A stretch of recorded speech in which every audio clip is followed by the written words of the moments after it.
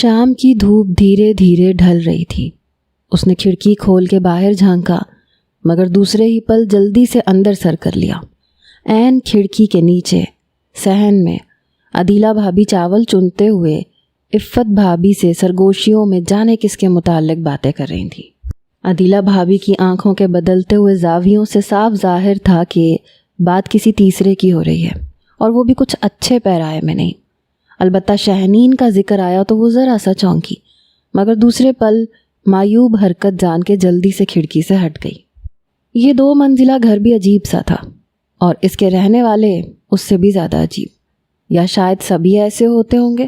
Joint family system میں ایسا ہی ہوتا ہوگا، چونکہ وہ خود کبھی اتنے بہت سے لوگوں کے درمیان میں نہیں رہی تھی۔ وہ 2 بہن بھائی تھے۔ فرحان اس سے 5 سال چھوٹا تھا، امی پاپا اور ایک ملازمہ۔ چھوٹا سا شہر، پرسکون گھر، یہاں وہ اپنی پڑھائی کے سلسلے میں آئی تھی۔ اس نے ہاسٹل میں رہنے کا ارادہ کیا، مگر امی نے اسے اپنی تائی کے یہاں رہنے کا حکم سنایا۔ بہت محبت کرنے والے لوگ ہیں، سادہ دل ہیں، تمہیں وہاں اپنائیت کا احساس رہے گا۔ تائی اماں مزاج کی ذرا سی تیز ہیں، مگر دل کی بہت اچھی ہیں۔ ہاں بس تم ان کے گھریلو معاملات میں مت الجھنا، بھرا پورا گھر ہے، خواہ مخواہ میں کوئی ایسی ویسی بات نہ ہو جائے۔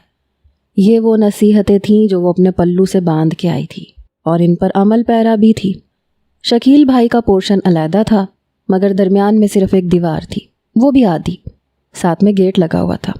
راہیل بھائی اپنی اماں کے ساتھ ہی رہتے تھے، 1 عدد پیاری بیوی عدیلہ اور 2 عدد بچوں کے ہمراہ۔ شہنیل کو وہ شروع میں بس اتنا جانتی تھی کہ وہ بہت کم گو، دراز قد اور بولتی آنکھوں والا شخص ہے۔ بہت کم گیدرنگ میں نظر آتا تھا، دفتر سے آ کے اماں کے پاس کچھ دیر بیٹھتا اور پھر سیڑھیاں چڑھ جاتا۔ شاید اس کا کمرہ اوپر علیحدہ حصے میں تھا۔ اس نے کبھی اسے کھانے کے دوران بھی نہیں دیکھا تھا۔ ہاں، آتے جاتے ٹکراؤ ہو جاتا، سلام میں وہ پہل کرتی، جواب اسے بہت غور سے گھورتے ہوئے دیا جاتا۔ پھر آہستہ آہستہ وہ اسے نیچے لابی میں زیادہ نظر آنے لگا۔ اماں کے پاس بھی اکثر و بیشتر بیٹھا نظر آتا، چونکہ وہ خود بھی کمرے میں بند ہونے کے بجائے اماں کے تخت کے پاس کرسی رکھ کے بیٹھی رہتی، یا پھر عدیلہ بھابھی کے ساتھ کچن میں ہاتھ بٹاتی۔ اسرا بیٹی، وہ کالج جاتے ہوئے اماں بھی کو سلام کرنے آئی تو انہوں نے سلام کا جواب دے کے روک لیا۔ کہنے لگی واپسی پہ تمہیں شہنیل لے لیا کرے گا، اس نے مجھے بتایا ہے اس کا بھی وہی راستہ پڑتا ہے، اور اسی وقت وہ گھر میں آتا ہے کھانا کھانے، تو وہ تمہیں لے لیا کرے گا۔ مگر میں نے تو انہیں کبھی لنچ پہ نہیں دیکھا، اس نے سوچا مگر کہا نہیں، مگر اس عنایت پر شرمندہ ضرور ہوئی۔ ناحق وہ پریشان ہوں گے میرے لیے، مجھے بس میں آنے جانے میں دقت نہیں ہوتی، اور بس کالج کے باہر ہی مل جاتی ہے۔ لو، پریشان ہونے والی کون سی بات ہے، اس کا یہی راستہ پڑتا ہوگا تبھی جوکھم لے رہا ہے نا۔ وہ واقعی دل کی بے حد اچھی تھی۔ وہ سر ہلا کے باہر نکل گئی۔ واپسی پر وہ اپنی گاڑی سے ٹیک لگائے اس کا منتظر تھا۔ آپ ناحق زحمت اٹھا رہے ہیں، میں آپ کی کوئی ذمہ داری تو نہیں ہوں، وہ جھجک کے گویا ہوئی۔ حقیقتاً اس عنایت پر وہ ندامت محسوس کر رہی تھی۔ اس میں زحمت کا تو کوئی سوال ہی نہیں ہے، بیٹھو، تکلف مت کرو، اسے بھی کوئی ذمہ داری کہتے ہیں۔ تو پھر اسے کیا کہتے ہیں؟ وہ ہلکے سے مسکرا دی۔ اس نے چونک کے اس کی طرف دیکھا، 1-2 پل سر اسی زاویے پہ رہ گیا، پھر جواباً مسکرا کر گاڑی سٹارٹ کر دی۔ بیگ گود میں دبائے وہ کھڑکی سے باہر دیکھتی رہی، تبھی اس کی دھیمی بھاری آواز ابھری۔ تمہیں یہاں کوئی تکلیف تو نہیں ہے؟ میرا مطلب اپنے کسی سبجیکٹ میں دقت تو پیش نہیں آ رہی؟ ارے نہیں، بالکل بھی نہیں، وہ اس کی طرف رخ کر کے بولی، پھر مسکرائی۔ آپ کی اطلاع کے لیے عرض ہے کہ میں نے آج تک ٹیوشن نہیں لی، اس کے باوجود ہمیشہ A1 گریڈ آیا ہے میرا۔ اس کے لہجے میں معصومانہ فخر تھا۔ وہ توصیفی انداز میں ابروج کا کے رہ گیا، پھر بولا آئس کریم کھاؤ گی؟ اس نے گاڑی ایک آئس کریم پارلر کے سامنے روک دی۔ وہ سٹ پٹا گئی۔ آئس کریم کی آفر کوئی رد نہیں کرتا، آئس کریم چیز ہی ایسی ہے، اصولاً تو مجھے پوچھنا ہی نہیں چاہیے، کھلا دینی چاہیے۔ وہ اس کے چہرے کے تاثرات میں تذبذب کی پرچھائیاں دیکھ کے ہلکے سے ہنسا، اور ہارن کی آواز پہ بھاگ کے آنے والے لڑکے کو اپنی پسند کا آرڈر دینے لگا۔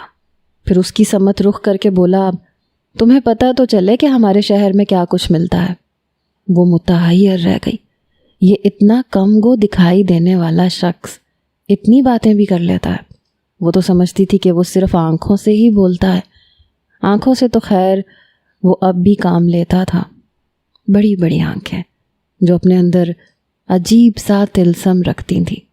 وہ حت المقدور اس سے نظریں ملانے سے گریز کرتی تھی. صبح وہ کالج کے لیے نکلی تو وہ اپنی گاڑی میں اس کا منتظر تھا. آپ کی ڈیوٹی تو صرف پک کرنے کی تھی، ڈراپ کرنے کی تو نہیں تھی غالباً. اس نے اپنا نیا دوپٹہ سر پہ جماتے ہوئے اسے حیرت سے دیکھا. آج اتفاق سے جلدی نکلنا تھا تو سوچا تمہیں بھی کالج چھوڑتا ہوا چلا جاؤں. اس نے بے نیازی سے کہتے اس کے لیے فرنٹ ڈور کھول دیا. اور پھر ایسے اتفاقات عموماً ہونے لگے. وہ بھی عادی ہو گئی. واپسی پہ وہ اسے کبھی کبھی آئس کریم کھلاتا، کبھی بسد اسرار برگر.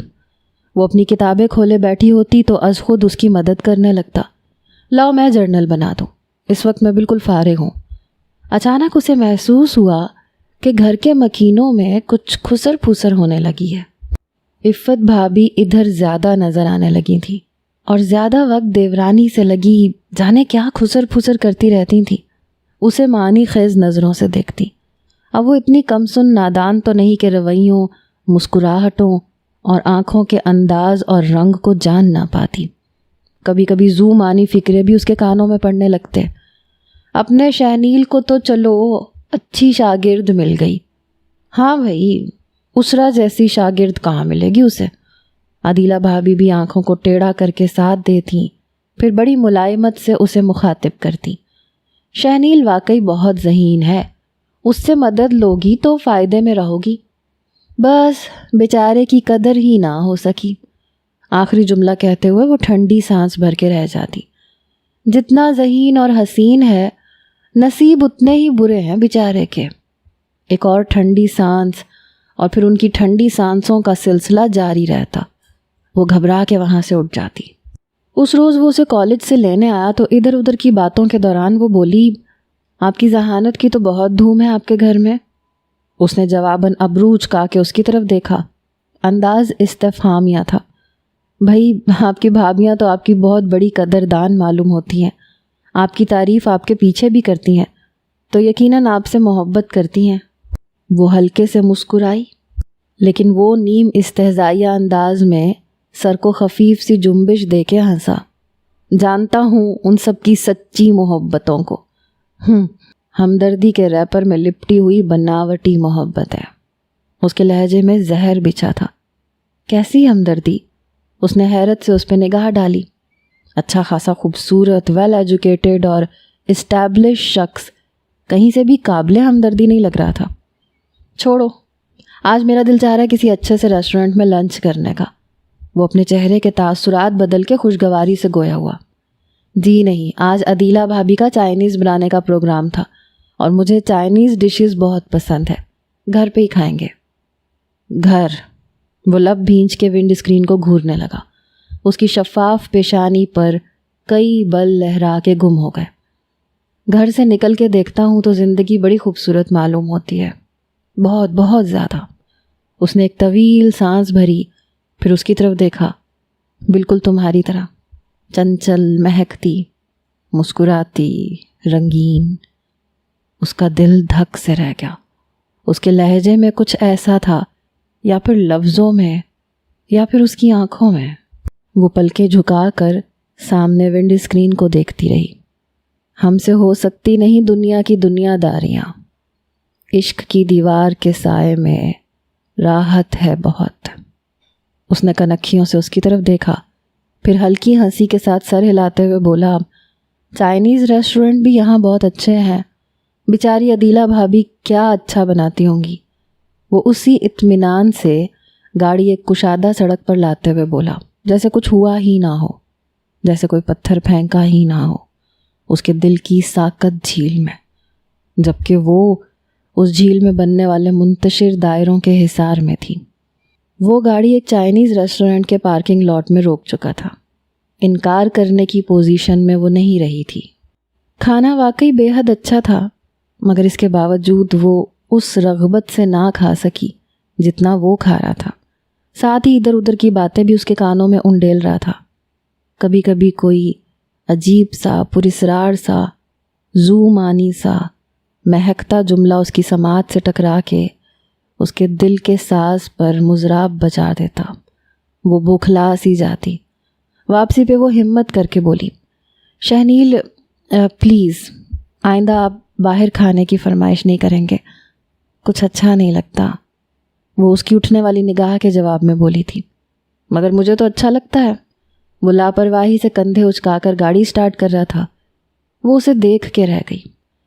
ایک عرصے کے بعد میں زندگی سے اپنا حصہ وصول کر رہا ہوں، نئے انوکھے لمحے چرا رہا ہوں، اس سے کیسے دستبردار ہو جاؤں؟ اپنے لیے انسان ہر وقت نہ صحیح کبھی کبھی تو جی سکتا ہے نا۔ وہ گاڑی سے اتر رہی تھی جب وہ اس کا ہاتھ پکڑ کر براہ راست اس کی آنکھوں میں جھانک کے کہہ رہا تھا۔ وہ کوئی ناسمجھ نابالغ لڑکی نہیں تھی کہ آنکھوں کے وہ رنگ نہ پہچانتی جو کسی ترجمانی کے محتاج نہیں ہوتے۔ اس نے اپنا ہاتھ سرعت سے کھینچ لیا، مگر اسے لگا جیسے کوئی طوفان تھا جو اس کے وجود کو چھوتا ہوا گزر گیا۔ کمرے میں بند ہو کر بھی اس نے کئی بار اپنے ہاتھ کو دیکھا۔ ابھی بھی یوں محسوس ہو رہا تھا جیسے کوئی دہکتا ہوا انگارہ یہاں رکھا ہو، جس کی تپش اس کی ہر رگ کو چھو رہی تھی۔ حرف تازہ نئی خوشبو میں لکھا چاہتا ہے، باب ایک اور محبت کا کھلا چاہتا ہے۔ ایک لمحے کو توجہ نہیں حاصل اس کی، اور یہ دل کہ اسے حد سے سوا چاہتا ہے۔ وہ اس کا رجسٹر مکمل کرنے کے بعد اس کے کمرے میں جانے کس وقت رکھ گیا تھا، اور ساتھ ہی رجسٹر کے گتے پر اس کی خوبصورت ہینڈ رائٹنگ میں پروین شاکر کی غزل بھی چمک رہی تھی۔ ایک حجاب تہ اقرار ہے مانے ورنہ، گل کو معلوم ہے کیا دست صبا چاہتا ہے۔ ریت ہی ریت ہے اس دل میں مسافر میرے، اور صحرا تیرا نقش کف پا چاہتا ہے۔ رات کو مان لیا دل نے مقدر، لیکن رات کے ہاتھ پر اب کوئی دیا چاہتا ہے۔ بہت بڑا پتھر پڑا تھا اس کی زندگی کی پرسکون جھیل میں کہ ہزار دائرے بن کر ایک قیامت برپا کر گئے تھے اس کے اندر۔ سنو، مجھے اپنے جذبات کے اظہار کے لیے اس طریقے پہ کوئی شرمندگی نہیں ہے۔ میرے جذبات میرا قیمتی سرمایہ ہے۔ میں محبت کے اظہار کا قائل ہوں، اور بر وقت اظہار کا، اس لیے کہ میں کچھ کھونا نہیں چاہتا، بلکہ بس اب پانا ہی پانا چاہتا ہوں۔ وہ اس کا راستہ روک کے بول رہا تھا۔ وہ اس سے کتراتی پھر رہی تھی۔ وہ اس کے آنے سے پہلے کالج نکل جاتی، کبھی لڑکیوں کے ہجوم میں نکلتی تاکہ وہ اسے دیکھ نہ پائے، مگر یہ آنکھ مچولی کب تک چلتی؟ اسے پہلی بار پتہ چلا کہ محبت وہ کھیل ہے جس میں عقل ہار جاتی ہے۔ اس کا دل ہارا تھا، اس کی عقل ہار گئی تھی۔ اس کے پاس اس محبت کو رد کرنے کا کوئی جواز نہیں تھا۔ آپ جانتے ہیں، میں یہاں صرف اپنی تعلیم مکمل کرنے آئی ہوں۔ وہ گیندے کے پھولوں پر نظریں جمائے اپنے اندر کے شور کو دباتے ہوئے بولی، ہاں تو میں نے کب کہا کہ تم مجھے مکمل کرنے آئی ہو؟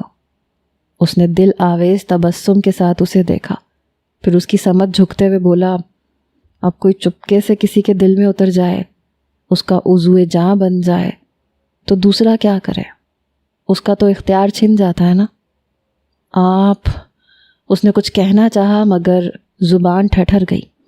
وہ تو تند موج سے بنا اسے بھی ساتھ بہا لے جانے کو تیار بیٹھا تھا۔ مجھے ایسے لگتا ہے اسرا جیسے خدا نے تمہیں میرے لیے ہی یہاں بھیجا ہے، مجھے مکمل کرنے کے لیے، مجھے خوشیاں دینے کے لیے، اور اب کہ میں اپنے حصے کی ساری خوشیاں چھین کے بھی وصول کروں گا۔ یہ آپ کیسی باتیں کر رہے ہیں؟ اس نے گھبرا کے اسے دیکھا۔ بھلا آپ کے پاس کس چیز کی کمی ہے؟ آپ تو خود کسی کے لیے خوشی بن سکتے ہیں۔ کبھی کبھی آپ کی باتیں، آپ کے ارادے، آپ کا انداز مجھے بہت الجھا دیتا ہے۔ وہ الجھن آمیز نظروں سے اسے دیکھ کے بولی۔ جواباً اس کے چہرے پر ایک سرد سی لہر آ کے گزر گئی، جیسے بس لمحے بھر کو کائنات کا رقص تھما ہو، ہر شے دھندلائی ہو، پھر وہی رواں دواں ہو گئی۔ چمک اٹھی، وہ دھیرے سے مسکرایا، اس کی آگے کو جھولتی ہوئی لٹ کو ہولے سے کھینچا۔ وہ ٹھہرا ٹھہرا سا پانی، وہ سلجھا سلجھا سا موسم، میں الجھا الجھا سا شاعر، میں ٹھہرا پاگل آوارہ۔ وہ لب دانتوں میں دبا کے شرمگین پلکیں جھکا گئی۔ یہ اتنے بہت سے شعر آپ کو یاد کیسے رہ جاتے ہیں؟ اس کے اس سوال پہ وہ محظوظ ہو کے بے ساختہ کہکہا لگا بیٹھا، پھر جیسے اپنی کہکہے پہ چونکا۔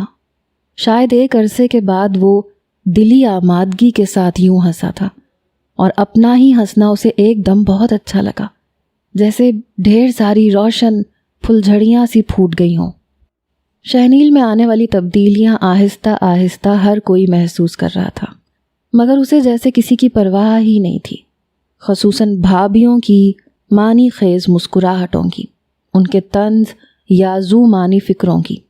وہ تو آفس سے آتا، اوپر جاتا، نہا کے فریش ہو کے نیچے آتا اور اسرا کو ڈھونڈتا، اس سے خوب باتیں کرتا، کبھی اصرار کر کے باہر لے جاتا، کبھی رات گئے تک اس کے نوٹس بنانے میں مدد کرتا، کبھی وہ دونوں لان کے کسی گوشے میں بیٹھے نظر آتے، کبھی سیڑھیوں پہ بیٹھے ادھر ادھر کی باتیں کرتے رہتے، کبھی اماں کے کمرے میں اماں سے ہنسی مذاق کرنے کے ساتھ ساتھ وہ کوئی ایسا جملہ اس پہ اچھال دیتا جو اماں کے تو سر سے گزر جاتا اور وہ جھینپ کے رہ جاتی۔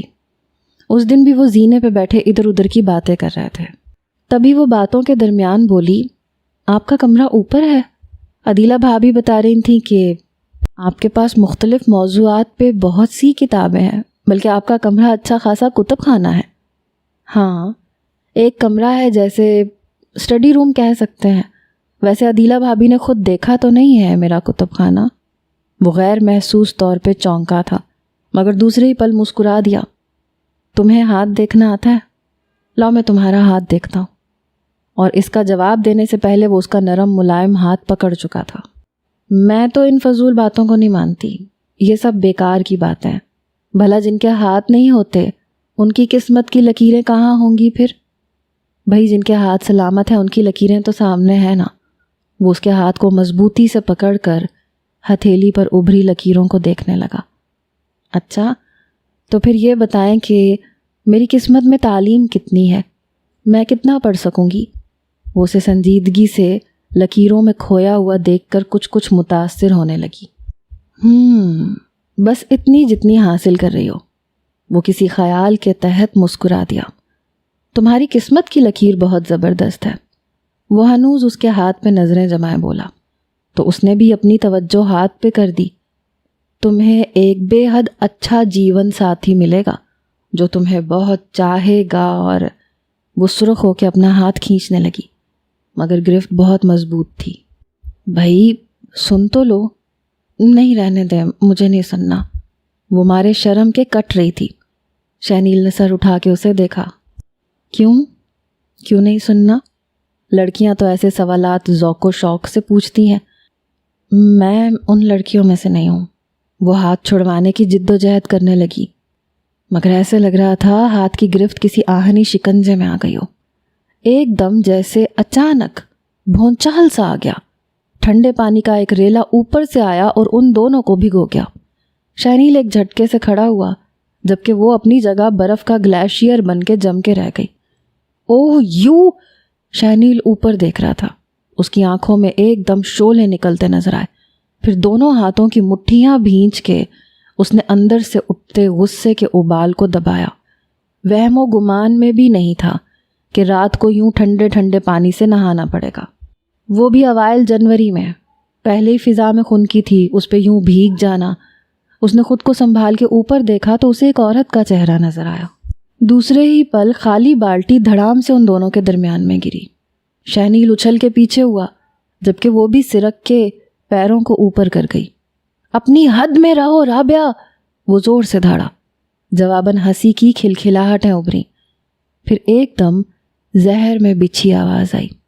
حدیں تو تم توڑ رہے ہو مسٹر شہنیل، اپنی حد تم بھول رہے ہو۔ Shut up! وہ غصے سے بول کے زینے کی طرف بڑھا کہ اماں کی آواز ابھری۔ رک جاؤ شہنیل، اماں دیکھ رہی ہیں آپ اسے۔ اس نے خائف سا ہو کے اماں کو دیکھا، پھر کمرے سے باہر آیا۔ عدیلہ بھابھی اور نبیل بھائی کو دیکھ کر مزید کچھ کہنے کا ارادہ ترک کر کے اسی غصے کے عالم میں پلٹ کے باہر کی طرف چلا گیا۔ ماحول پہ ایک دم جمود سا چھا گیا جس میں چبھن کی آمیزش تھی، اور جمود کب تک یوں ہی رہتا؟ عدیلہ بھابھی کی بڑبڑاہٹ نے اس میں ارتعاش پیدا کیا۔ یہ تو سعدیہ آپا کی وجہ سے برداشت کر رہے ہیں اسے، ورنہ تو کب کی اماں اسے نکال کے باہر کر چکی ہوتی۔ توبہ توبہ، حرکتیں دیکھو ذرا۔ انہوں نے اسرا پہ ایک نگاہ ڈال کے متاسفانہ سانس کھینچی، مگر اسرا کو ان کی آنکھوں میں تعصب سے زیادہ استہزائیہ مسکراہٹ لپکتی محسوس ہوئی۔ پھر وہ شاید اماں کی نگاہوں کے اشارے پہ پلٹ کے وہاں سے چلی گئی۔ ساتھ ہی ان کے تھانے دار قسم کے شوہر نبیل بھائی بھی چلے گئے۔ وہ اور اماں صحن کے ملکجے اجالے میں ایک دوسرے کے مقابل چپ چاپ کھڑی رہ گئیں۔ پھر اماں جیسے اچانک یوں چونکی جیسے کسی خواب سے بیدار ہوئی ہوں۔ ارے تم تو پوری بھیگ رہی ہو، جاؤ شاباش کپڑے بدل لو، ٹھنڈ لگ جائے گی۔ پرائی امانت ہو بچے، کہیں بیمار شمار نہ پڑ جانا، جاؤ جلدی جاؤ۔ اماں کے دھیان دلانے پر اسے ایک دم سے اپنی بدن میں ٹھنڈک کا احساس ہوا۔ بالوں کی لٹوں سے پانی ٹپ ٹپ کر کے گر رہا تھا۔ کپڑے بدل کے وہ چپکے سے اماں کے کمرے میں آ کے ان کے بیڈ پہ چڑھ کے بیٹھ گئی۔ اس کے ٹھنڈے ٹھنڈے ہاتھ اماں نے اپنے پیروں پہ محسوس کیے تو چونکی، آنکھوں پہ دھرا بازو ہٹا کے اسے دیکھا، پھر ایک ہلکی سی آہ بے ساختہ ان کے لبوں سے آزاد ہو گئی۔ وہ اٹھ کے بیٹھ گئی۔ میرا بچہ شہنیل 2 سال سے اس آگ میں جھلس رہا ہے۔ میں نے ان 2 سالوں میں پہلی بار اسے اتنا خوش دیکھا ہے۔ اس کے لبوں پہ مسکراہٹ دیکھی ہے، مگر اس ڈائن چڑیل کو وہ بھی گوارا نہیں ہے۔ چھین لی اس نے میرے بچے کی ہنسی، کھا گئی وہ میرے بچے کی خوشیاں، چڑیل کہیں گی۔ کون اماں؟ اس کا دل سینے کی دیوار میں سکڑنے لگا۔ ایک انجانے خوف سے اس کی آواز کانپ گئی۔ ارے یہی رابعہ، شہنیل کی بیوی۔ اماں کے لہجے میں جیسے آگ سلگ رہی تھی۔ بیوی کیا ہے، بس زبردستی کا سودا ہے۔ اجیرن کر دی ہے اس نے ہماری زندگی۔ میرے بچے نے قربانی دی ہے، صرف قربانی، مگر کیا پتا تھا، ایک پل بھی نہیں پتا تھا کہ اس کی زندگی میں ایک پل سکون کا نہیں آئے گا۔ اماں اس کے ذہن و دل کی حالت سے بے خبر اپنی کہے جا رہی تھیں۔ شہنیل کی بیوی، یہ جملہ کسی بومب کی طرح اس کے اعصاب پر گرا، اور اسے لگ رہا تھا کہ اس کے اعصاب ہی نہیں، اس کے ارد گرد ہر شے دھنکی ہوئی روئی کی مانند برس رہی ہے۔ سعدیہ کی وجہ سے اس کلموہی کو برداشت کر رہے ہیں، ورنہ کب کی میں اپنے بچے کی اس سے جان چھڑوا لیتی۔ ہائے، مگر سعدیہ کا مسئلہ نہ ہوتا تو یہ بدبخت آتی ہی کیوں اس گھر میں، میرے شہنیل کی دلہن بن کے۔ اماں نے ایک افسردہ سانس بھر کے ماتھے پہ زور سے ہاتھ مارا، پھر نڈھال سی ہو کے بیڈ کے بیک سے ٹیک لگا لی۔ اسرا نے ایک لہجہ اپنی جلتی آنکھیں بند کر لیں، پھر آہستہ سے کھول کر دل کے اندر کے شور کو دباتے ہوئے بولی، اس شادی کی وجہ کیا تھی؟ اماں کے سینے سے ایک دکھ بھری آہ نکلی، مگر وہ نہیں جانتی تھی کہ ان کے سامنے بیٹھی اس نازک سی لڑکی کا دل کس بری طرح سے ٹوٹ کے ریزہ ریزہ ہو رہا ہے۔ وہ کسی مشکل سے اپنے اعصاب کو سنبھالے ہوئے تھی۔ اماں نے مختصراً اسے بتایا۔ سعدیہ آپا اماں کی بیٹی تھیں، 3 بھائیوں کی اکلوتی بہن، جس کی منگنی 1 سال رہی، پھر نکاح ہوا جو تقریباً 1 سال رہا، مگر رخصتی سے چند ماہ پہلے اس کے سسرال والوں نے عجیب شرط رکھ دی کہ اگر وہ ان کی بیٹی رابعہ سے اپنے بیٹے شہنیل کی شادی کریں گے تو وہ سعدیہ کی رخصتی کروائیں گے، ورنہ فراز سعدیہ کو طلاق دے دے گا۔ یہ شرط بھلا کیسے مان لی جاتی؟ سعدیہ کی نند رابعہ گو کے شکل و صورت کے لحاظ سے بے حد اچھی تھی، مگر اس کے ایک پیر میں لنگ تھا جس نے اسے احساس کمتری میں مبتلا کر رکھا تھا۔ وہ لوگوں میں زیادہ گھلتی ملتی نہیں تھی۔ اس کے بارے میں یہ بھی سنا تھا کہ سخت چڑچڑی اور بد اخلاق ہے۔ کوئی کہتا تھا کہ دماغ 7ویں آسمان پہ رہتا ہے، کسی کو خاطر میں نہیں لاتی۔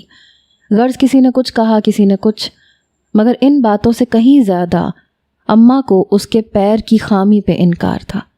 نبیل اور شکیل بھی بہت برہم ہوئے۔ منگنی سال بھر رہی تب تو انہوں نے ایسی کوئی شرط نہیں رکھی، یہ تو کھلی دھوکہ دہی اور دھاندلی ہے۔ نبیل تو غصے میں آؤٹ ہو رہا تھا، شہنیل کسی طور پر یہ توق اپنے گلے میں ڈالنے کو تیار نہیں تھا، راضی تو اماں بھی نہیں تھی، اور ادھر سعدیہ آپا کی حالت رو رو کے بے حد بری ہو رہی تھی۔ وہ ایک طرف اپنے اجڑنے کا خوف لیے بیٹھی تھیں، دوسری طرف شہنیل کے لیے وہ کسی طور رابعہ کو قبول کرنے کے حق میں نہیں تھی۔ شکیل بھائی نے معاملہ افہام و تفہیم سے حل کرنے کی کوشش کی اور فراز کو الگ سے بلا کے سمجھایا، مگر ایسے لگتا تھا کہ وہ تو پہلے سے ہی یہ سارا پلان بنائے ہوئے بیٹھے تھا۔ آخری میٹنگ میں فراز نے باقاعدہ طلاق کی دھمکی دے دی۔ اماں کی تو نیندیں حرام ہو گئیں، سعدیہ آپا کی عمر بھی اچھی خاصی ہو چکی تھی، یوں بھی پہلے بھی ان کے کوئی معقول رشتے نہیں آئے تھے، یہ بھی بڑی مرادوں دعاؤں سے آیا تھا جسے قبول کرنے کے بعد اب پچھتا رہے تھے، مگر طلاق جیسا بدنما داغ تو بہرحال کسی کو بھی سعدیہ آپا کی پیشانی پہ دیکھنا گوارا نہیں تھا۔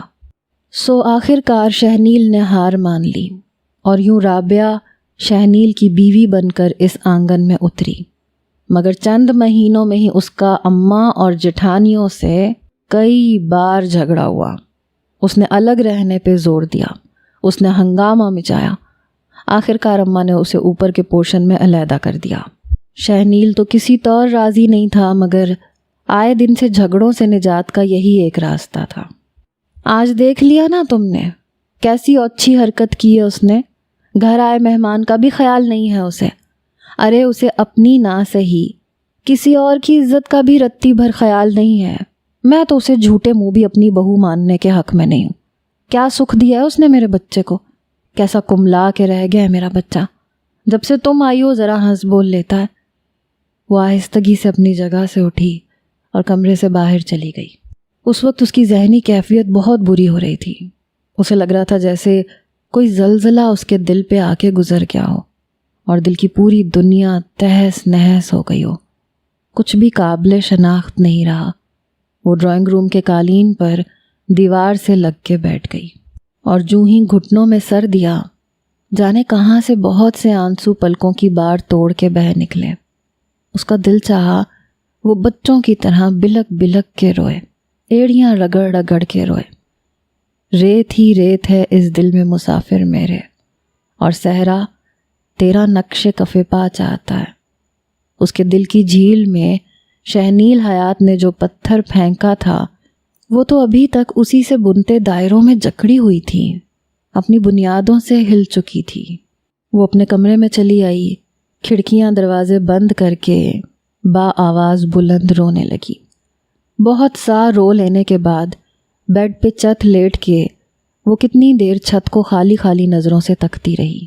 شہنیل کی باتیں، ٹھنڈے میٹھے جملے، اس کی قربت میں بیتے لمحے، اماں کی باتیں، ٹھنڈی آہیں اور وہ زہر میں بچھی اجنبی عورت کی آواز، یہ سب کچھ اس کے ذہن میں گڈ مڈ ہونے لگا۔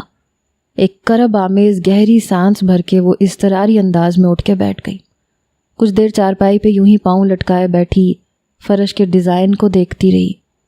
حدیں تو تم توڑ رہے ہو مسٹر شہنیل، اپنی حد تو تم بھول رہے ہو۔ ایک چبھتی ہوئی آواز اس کی سماعت کو نشتر بن کے کاٹنے لگی۔ بے اختیار اس کا دل عجیب سے انداز میں دھڑکا۔ شہنیل کی بیوی، سعدیہ آپا کی نند، ایک لنگڑی لڑکی، ایک ناپسندیدہ ہستی، جھگڑالو، بدزبان، منحوس لڑکی۔ اس کے ذہن میں اس اجنبی لڑکی کا کچھ عجیب ڈراؤنا سا تصور بننے لگا۔ وہ کچھ سوچ کے کمرے سے باہر آئی۔ اماں کے کمرے کی بتی بجھ چکی تھی، پورے گھر میں سناٹے کا راج تھا۔ شہنیل باہر جا چکا تھا۔ وہ دبے قدموں اوپر جانے والا زینہ چڑھنے لگی۔ ہر قدم پہ اسے اپنا دل عجیب سی اتھاہ میں ڈوبتا محسوس ہو رہا تھا۔ آخری زینے کے کنارے پہ ایک بڑا سا دروازہ تھا۔ اس نے ہینڈل پہ ہاتھ رکھ کے ہلکے سے دھکیلا تو وہ چر کی آواز کے ساتھ کھل گیا۔ اس نے اندر قدم رکھا اور دروازے کی طرف بڑھی جو یقیناً بیڈ روم کا تھا، مگر وہ ٹھٹک گئی۔ اندر مدھم آواز میں میوزک بج رہا تھا۔ کھڑکی سے پردہ ایک طرف ہٹا ہوا تھا جہاں سے روشنی باہر آ رہی تھی۔ دروازہ نیم وا تھا۔ اس نے ہمت مجتمع کرتے ہوئے دروازہ دھکیل کے اندر قدم رکھ دیا۔ دشت تنہائی میں اے جانے جہاں لرزاں ہے تیری آواز کے سائے تیرے ہونٹوں کے سراب، دشت تنہائی میں دوری کے خس و خاص تلے کھل رہے ہیں تیرے پہلو کے سمن اور گلاب۔ وہ دم سادے اپنی جگہ پہ کھڑی رہی۔ ٹیپ کی آواز گو کہ مدھم تھی، مگر اس دبیز سناٹے میں اسے یہ بخوبی سنائی دے رہی تھی۔ اچانک آواز کا سحر ٹوٹ گیا، کھٹ سے بٹن آف کر دیا گیا۔ کون ہو تم؟ ایک سلگتی چٹختی سی آواز نے اس کے اندر کے جمود کو ایک چھناکے سے توڑا۔ اس نے گھبرا کے جلدی سے اس کی طرف دیکھا، مگر دوسرے ہی پل اس کی اٹھنے والی نگاہیں اسی زاویے پہ جم کے رہ گئیں۔ وہ ایک بے حد اچھے نقوش کی دبلی پتلی سی لڑکی تھی، اپنے لمبے بالوں کی چوٹی کو آگے کیے اس کے بالکل سامنے کھڑی تھی۔ کھلتا ہوا گندمی رنگ جس میں عجیب سی آگ اٹھتی محسوس ہو رہی تھی، ملکجے کپڑے، بے ترتیب بال، انہوں نے شاید اس کے پرکشش سراپے کو اور چہرے کو ماند کر دیا تھا۔ اس کے نقوش میں تناؤ کی آمیزش نے رہی سہی کسر پوری کرتی تھی۔ میری بے بسی اور بے اختیاری کا تماشا دیکھنے آئی ہو اسرا صاحبہ؟ ایک دم ہی وہ زور سے کھلکھلائی، مگر اس کی ہنسی میں جیسے سانپ کی پھنکار تھی جو اسرا کو اپنے وجود سے لپٹتی محسوس ہوئی۔ یہ میرا کمرہ ہے، شہنیل کا نہیں ہے، اس کا کمرہ وہ ہے۔ اس نے انگلی اٹھا کے اشارہ کیا، پھر ہنسی، مگر اس تک رسائی حاصل کرنے کے لیے بہت پاپڑ بیلنے پڑیں گے۔ میں صرف تم سے ملنے آئی ہوں، تم ہی ہو نا رابعہ شہنیل؟ وہ چونکی، ایک پل اس کی آنکھوں میں حیرت کی کیفیت جھلکی جو دوسرے ہی پل معدوم ہو گئی۔ یہاں آنے اور مجھ سے ملنے کی اس زحمت کا سبب پوچھ سکتی ہوں؟ ویسے میں اپنے کسی بھی فعل پہ نادم نہیں ہوں، یہ تو شکر کرو کہ پانی ٹھنڈا تھا، گرم کھولتا ہوا ہوتا تو تم اس وقت یہاں کھڑی ہونے کے بجائے کسی ہاسپٹل کے بیڈ پہ لیٹی تڑپ رہی ہوتی، اور مسٹر شہنیل بھی شاید۔ خیر، تم مہمان تھی اس گھر میں، سو میں نے تھوڑی رواداری نبھا دی۔ اس نے احسان جتانے والے انداز میں اس کی طرف دیکھا۔ میں تمہارے کسی فعل پہ شکوہ کرنے نہیں آئی، وہ اس کے لب و لہجے کو نظر انداز کرتے ہوئے بولی۔ میں صرف اس کا سبب معلوم کرنے آئی ہوں کہ تمہیں اس کی ضرورت کیوں پیش آئی۔ اس نے یہ کہتے ہوئے ایک تائرانہ نظر کمرے پہ ڈالی۔ یہاں بھی عجیب بدنظمی پھیلی دکھائی دے رہی تھی۔ تم کون ہوتی ہو یہ سب پوچھنے والی؟ بولو۔ وہ اچانک اس کے بے حد قریب آ کے لڑاکا عورتوں کی طرح بولی۔ اسرا نے دیکھا کہ اس کی چال میں کسی حد تک لڑکھڑاہٹ تھی، مگر اس کا لہجہ نہیں لڑکھڑایا تھا۔ وہ غیر محسوس انداز پہ گھبرا کے ذرا سا پیچھے ہوئی۔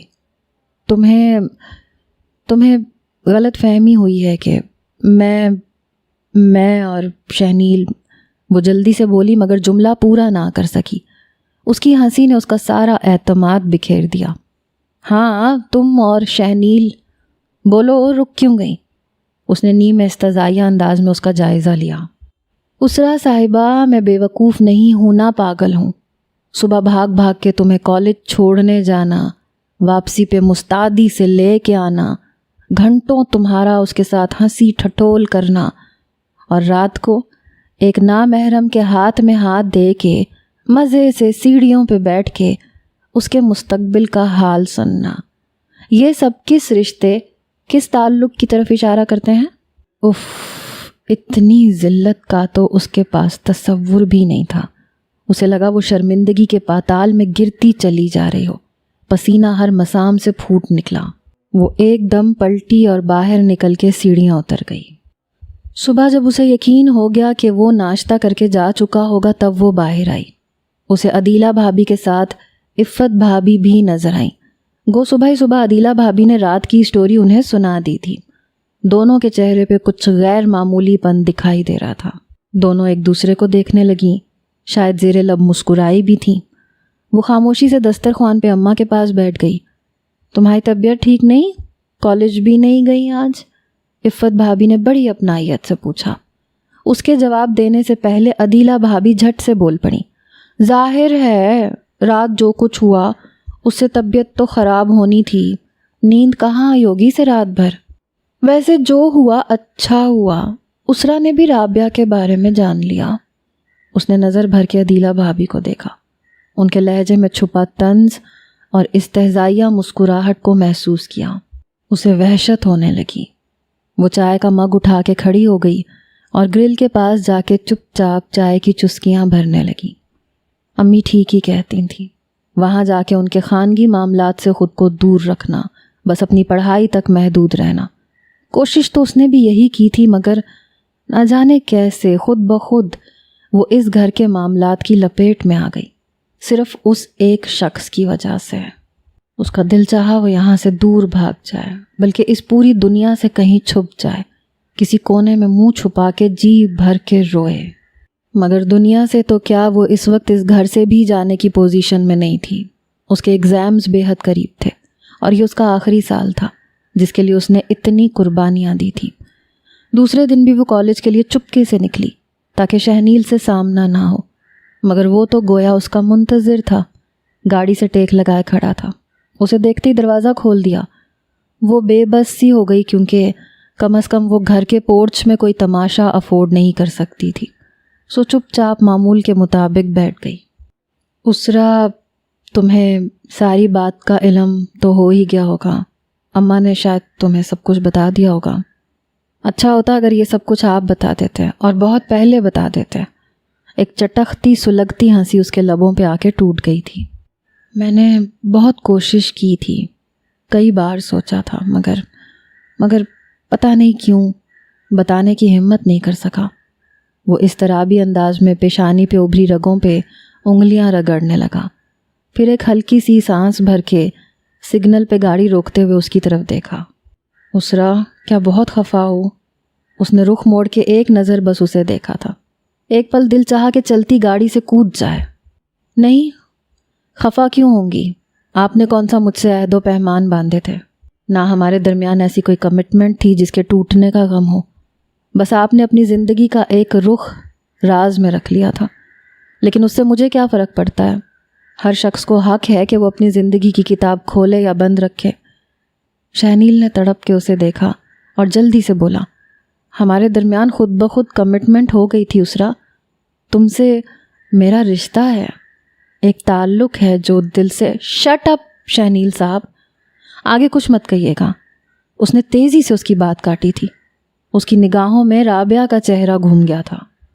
کیوں نہ کہوں کہ میں تم سے محبت کرتا ہوں؟ اور سنو، ابھی بھی کچھ نہیں بگڑا۔ ہاں، شاید آپ کے لیے کچھ نہیں بگڑا، اور مردوں کے لیے شاید کبھی کچھ بگڑتا بھی نہیں ہے۔ بگاڑ تو سارا عورت ذات کے حصے میں آتا ہے۔ اس نے آنکھیں موند لیں اور سیٹ کی پشت سے سر ٹکا لیا۔ اسرا، میں نے بہت دکھ اٹھائے ہیں۔ میں جس اذیت سے گزرا ہوں اور گزر رہا ہوں اس کا اندازہ تم نہیں کر سکتی۔ وہ یاس بھرے لہجے میں بولا تھا۔ میں نے اپنے لیے بہت سے خواب دیکھے تھے، وہ سب بکھر گئے، مگر تمہیں دیکھا تو پھر سے جڑنے لگے۔ مانوس خواب نئے سرے سے بننے لگے۔ ہاں، مجھے یہ کہنے میں بالکل آر نہیں کہ تم میرے خوابوں کی منزل ہو۔ اس کا کالج آ گیا تھا، اس لیے مجبوراً اسے گاڑی روکنی پڑی۔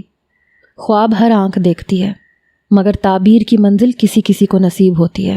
شہنیل حیات صاحب، آپ نے میرے خواب دیکھ ڈالے، ہو سکتا ہے کوئی اور آنکھ آپ کے خواب دیکھ رہی ہو، کوئی اپنی منزل آپ کو سمجھ کے راستے کی کٹھنائیوں سے نبرد آزما ہو۔ اگر تمہارا اشارہ رابعہ کی طرف ہے تو یہ تمہاری غلط فہمی ہے۔ نہ میں اس کی منزل تھا، نہ ہوں، اور نہ ہی وہ مجھے اپنی منزل سمجھ کے میری طرف آنے کے جتن کر رہی ہے۔ اس نے یہ کہتے ہوئے لب بھینچ کے نظریں ونڈ اسکرین پہ جما دی۔ یہ آپ کیسے کہہ سکتے ہیں؟ یہ میں نہیں، یہ اس کا رویہ کہتا ہے۔ اس کا رویہ نہیں شہنیل صاحب، فاصلے یک طرفہ ہوں تو کبھی نہ کبھی سمٹ جاتے ہیں۔ دو طرفہ نفرت دوری کا سبب بنتی ہے۔ تم کچھ نہیں جانتی اسرا، ایک بار اس سے مل کے دیکھو، تمہیں اندازہ ہو جائے گا وہ کس قدر نفرت انگیز اور ناقابل برداشت عورت ہے۔ اسرا کے دماغ میں جھکڑ چلنے لگے۔ وہ دروازہ کھول کے نیچے اتر گئی۔ شہنیل نے مزید کچھ کہنے کا ارادہ ترک کر دیا۔ اس کی طرف دیکھ کے جیسے سر جھٹک کے بولا، میرا انتظار کرنا، واپسی پہ میں لینے آؤں گا۔ اس نے کوئی جواب نہیں دیا، پلٹ کے کالج کے گیٹ کی طرف بڑھ گئی۔ وہ کسی طور واپسی کا سفر اس کے ساتھ نہیں کرنا چاہتی تھی، سو چھٹی سے پہلے ناسازی طبیعت کا بہانہ بنا کے گھر چلی آئی۔ دوپہر کو اماں کے سونے اور عدیلہ بھابھی کے اپنے کمرے میں چلے جانے کے بعد وہ دبے پاؤں اوپر چلی آئی۔ دن کی روشنی میں اوپر کا پورشن عجیب بدحالی کا شکار نظر آیا اور خود رابعہ بھی کل والے حلیے میں ہی دکھائی دی۔ اسے اندر آتے دیکھا تو ماتھے پہ تیوریاں چڑھ گئیں۔ یہ میرا گھر ہے، یہاں تم منہ اٹھائے کیوں چلی آتی ہو؟ اس کے سلام کے جواب میں وہ کچھ اس طرح سے تڑخی کہ وہ سٹپٹا کے 2 قدم پیچھے ہو گئی، مگر پھر دوسرے ہی پل سنبھل کے مسکرا دی۔ میں تم سے ملنے آتی ہوں، مگر میں تم سے ملنا نہیں چاہتی۔ ٹھیک ہے، تمہارا جھگڑا شہنیل سے ہے، مجھ سے تو نہیں ہے نا۔ میرا جھگڑا کسی سے بھی نہیں ہے، وہ اسی چٹخے لہجے میں بولی۔ پھر روٹی ہاٹ پاٹ میں رکھ کے پاٹ اٹھاتے ہوئے بولی، میرا جھگڑا صرف میرے مقدر سے ہے۔ مقدر سے؟ مگر مقدر سے جھگڑا تو عبث ہے، بلکہ اس سے جھگڑنے والا تو نادان ہوتا ہے۔ وہ برتن اٹھا کے کچن کی طرف جاتے جاتے ایک پل رکی، ذرا سا اس کی طرف دیکھا اور گردن ہلا دی۔ ہاں، میں احمق اور نادان ہی تو ہوں، تبھی تو اس گھر میں سڑ اور مر رہی ہوں۔ میری جگہ کوئی اور ہوتی تو کب کی لوٹ گئی ہوتی۔ نفرت تو بڑے بڑے ستونوں کو بنیادوں سے ہلا دیتی ہے۔ پتہ نہیں میں کیوں جم کے کھڑی ہوں، کون سی طاقت ہے جس نے مجھے جڑ سے اکھاڑ کے نہیں پھینک دیا۔ اس کا لہجہ گہری یاسیت میں ڈھل گیا۔ پھر وہ کچن میں چلی گئی۔ اسرا اپنی جگہ کھڑی رہ گئی۔ اس کے لہجے اور جملے کی گہرائی نے اسے عجیب سی کیفیت میں مبتلا کر دیا۔ اس کے دل پہ ایک چابک سا پڑا تھا۔ اس نے باورچی خانے سے باہر آتی رابعہ کی طرف بغور دیکھا تھا۔ ہلکی ہلکی لنگڑاہٹ کے ساتھ چلتی وہ اسے نفرت انگیز کردار کے بجائے کوئی غیر معمولی کردار لگی۔ تم ابھی تک یہیں کھڑی ہو، جاؤ چلی جاؤ یہاں سے۔ اس میں نظر پڑی تو وہ بد اخلاقی سے دھاڑی تھی۔ تم نیچے کیوں نہیں آتی؟ یہاں تنہائی میں تمہیں وحشت نہیں ہوتی؟ نیچے تو سب ہیں، اماں، عدیلہ بھابھی، بچے اور سب۔ وہ اس کی بدتمیزی کو نظر انداز کرتے ہوئے بولی، نیچے؟ کیا نیچے سکون کے دریا بہہ رہے ہیں؟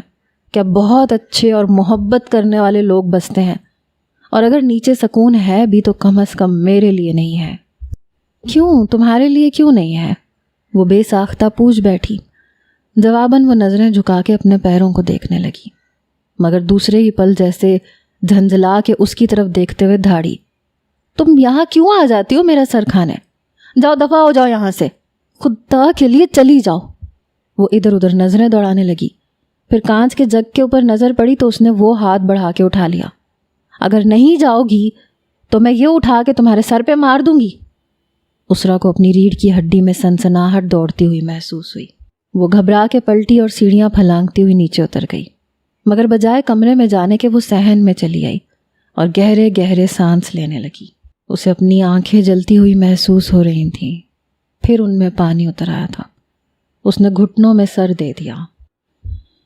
دشت تنہائی میں اے جان جہاں لرزاں ہے، تیری آواز کے سائے، تیرے ہونٹوں کے سراب، دور افق پار چمکتی ہوئی قطرہ قطرہ، اپنی خوشبو میں سلگتی ہوئی مدھم مدھم۔ آج دوپہر وہ پھر اس کے سامنے کھڑی تھی، مگر وہ اسے دیکھ کر ہمیشہ کی طرح نہ جھنجھلائی نہ تیوری چڑھائی، بس اسٹیریو کا بٹن آف کر کے اس پہ خاموش نظر ڈالی اور یوں ہی صوفے پہ نیم دراز رہی۔ اسرا کے لیے یہی غنیمت تھا۔ وہ اس کے سامنے رکھی کرسی پہ بیٹھ گئی۔ لگتا ہے تم اس نظم کو روز سنتی ہو اور بہت شوق سے سنتی ہو۔ اس نے دوستانہ انداز میں اس خاموشی کو توڑا۔